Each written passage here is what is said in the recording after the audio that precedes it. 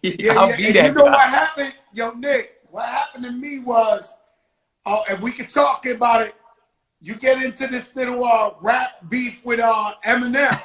Right? Yeah, again. Yo, Nick, you get into he dissed you on my song, but you know, they broke it down to me that y'all had been dissing each other forever. I didn't even know.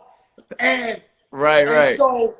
So some people who love Eminem hit me up and say, yo, Joe, and I'm like, Nick Cannon, and that's my man, and they cool. And then when I made a You had no idea. When I made a couple of phone calls, and the homies was like, no, Nick Cannon's certified. He with us. I'm like, what? I said, for real? And I'm like, and what is the beef with Eminem, Nick? What is the beef? I mean, you in the big show. Let's keep it real, man. What's the beef? We on the big show. Eminem. I'm talking to Joprah. I gotta go in. I gotta give you the exclusive. Show, bro. This is a Joprah moment.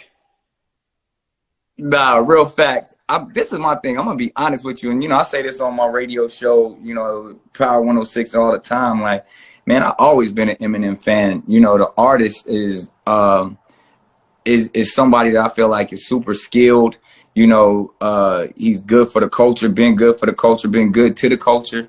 But I think as a man, where he and I went left, I don't really know what he and my ex-wife had going on. I think she got a new book coming out, and she talking about it in there. And, no way. Yo, yeah, Mariah so got a book talking about it? Yeah, Mariah got she doing an exclusive, you know, memoir, talking. Don't do that. That's a Joprah moment. Hey, yo, Yeah, so but that was yo, none of my business. You know what I mean? I don't. You know how we do. We don't never hate on. So side of the story.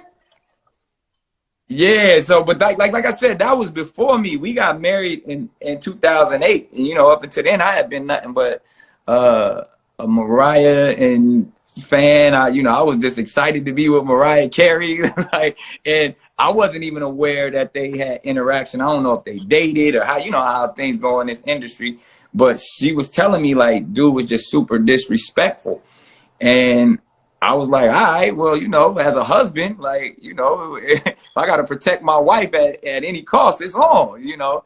And then, but we didn't even really think nothing of it. And then all of a sudden, dude came out with a crazy record, like just blatantly just disrespecting, like using terms like that, you know, we don't stand for as men, like talking about my wife, and then called my name. So I was like, you know, at the time, you know, I'm managed by, you know, Chris Lighty, you know what I'm saying? You know, one of our brothers, God rest his soul.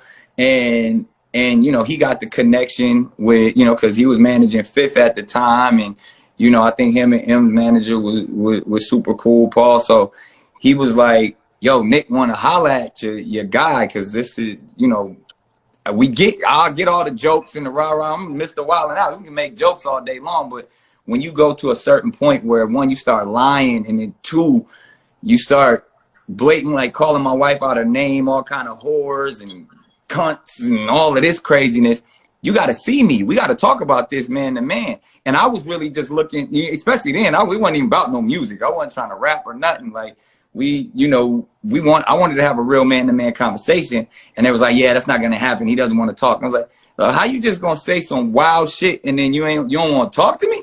And I said, like, now that's even triple disrespectful. You know what I mean? So that's where it kind of kicked off, because I was trying to handle it like a man and get to it. And then, you know, at the time, I think they kept putting records out back and forth. Mariah put out the Obsessed joint where she was him in the video. Shit went like triple platinum. Mariah got a hit off that shit, that energy. Yeah, that joint went to #1. She came back on that motherfucker shit. That was like an R&B diss record.